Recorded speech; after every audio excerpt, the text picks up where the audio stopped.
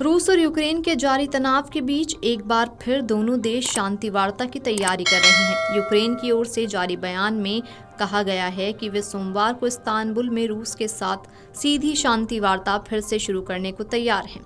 ये जानकारी राष्ट्रपति व्लादिमीर जेलेंस्की के सलाहकार यरमक ने दी। उन्होंने कहा कि बातचीत से पहले रूस को अपनी शांति प्रस्ताव से जुड़ा मसौदा यूक्रेन को देना होगा। उन्होंने ये भी कहा कि हम रचनात्मक बातचीत करने के लिए तैयार हैं, लेकिन जरूरी है कि रूस अपनी स्थिति स्पष्ट करे।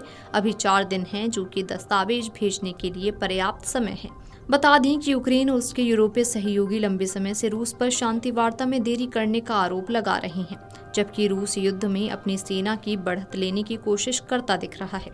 अमेरिका समेत पश्चिमी देश रूस से बिना शर्त युद्ध विराम की मांग कर रहे हैं, जिसे यूक्रेन ने स्वीकार किया है, लेकिन रूस अब भी शर्तों पर अड़ा है। यूक्रेन के उप विदेश मंत्री सिबिहा ने भी कहा कि रूस से बात करने को यूक्रेन तैयार है, लेकिन शर्तें साफ होनी चाहिए।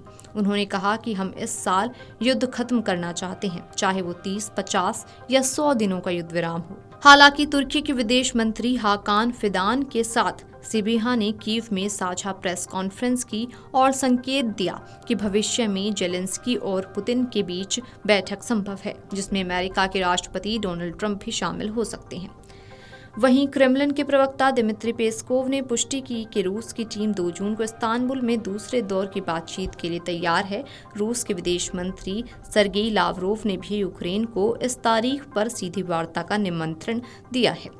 गौरतलब है कि इससे पहले 16 मई को इस्तांबुल में 3 साल बाद दोनों देशों के बीच पहली सीधी वार्ता हुई थी। हालांकि कोई बड़ी सफलता नहीं मिली, लेकिन एक बड़ा कैदी आदान प्रदान हुआ, जिसमें दोनों पक्षों ने हजार कैदी छोड़े। तुर्की विदेश मंत्री फिदान ने इसे सकारात्मक संकेत बताया और कहा कि अगर वार्ता जारी रही तो साल के अंत तक स्थायी शांति की उम्मीद की जा सकती है। रूस की सरकारी समाचार एजेंसी TASS के हवाले से लावरोव ने कहा, जैसे कि हमने सहमति जताई थी, रूसी पक्ष ने तुरंत एक प्रासंगिक ज्ञापन तैयार किया, जिसमें संकट के पीछे की वजहों को कैसे दूर किया जा सकता है, इसकी पूरी जानकारी दी गई। व्लादिमीर बेलेंस्की के नेतृत्व में हमारा प्रतिनिधिमंडल यूक्रेनी प्रतिनिधिमंडल को एक ज्ञापन प्रस्तुत करने और अगले सोमवार 2 जून को इस्तांबुल में होने वाली सीधी वार्ता के दूसरे दौरे के दौरान आवश्यक स्पष्टीकरण देने के लिए तैयार है। रूस और यूक्रेन के बीच पहले दौर की शांति वार्ता 2 घंटे से भी कम समय तक चली। इस दौरान रूसी वार्ताकारों ने दोनों पक्षों के 1000 युद्धबंदियों की अदला बदली करने तथा युद्ध विराम की संभावना तलाशने के लिए अपनी मांगों का ज्ञापन तैयार करने पर सहमति जताई थी। यूक्रेनी राष्ट्रपति व्लादिमीर जेलेंस्की ने रूसी राष्ट्रपति व्लादिमीर पुतिन के साथ सीधी वार्ता की मांग रखी है, जिसके जवाब में क्रेमलिन के प्रवक्ता दिमित्री पेस्कोव ने कहा कि ये तभी संभव होगा जब दोनों पक्षों के वार्ताकार किसी स्थायी शांति समझौते पर पहुंचेंगे। हालांकि ये अटकलें लगाई जा रही थीं कि रूस और यूक्रेन के बीच अगले दौर की शांति वार्ता वेटिकन या जिनेवा में हो सकती है, लेकिन रूस ने तुर्की के इस्तांबुल को प्राथमिकता दी। पहले दौर की वार्ता भी यहीं पर हुई थी। एक बार फिर शांति वार्ता के लिए रूस और यूक्रेन इस्तांबुल में आमने सामने होंगे।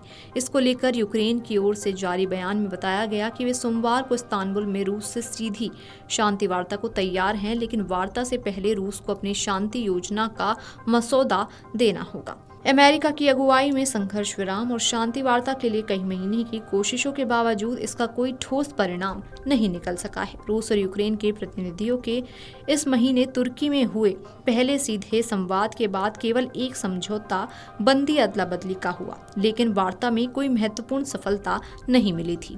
Video desk amarujala.com। अगर आप ये वीडियो YouTube पर देख रहे हैं तो हमारे चैनल को सब्सक्राइब कर बेल आइकन दबाएं और Facebook पर देख रहे हैं तो हमारे पेज को लाइक करें।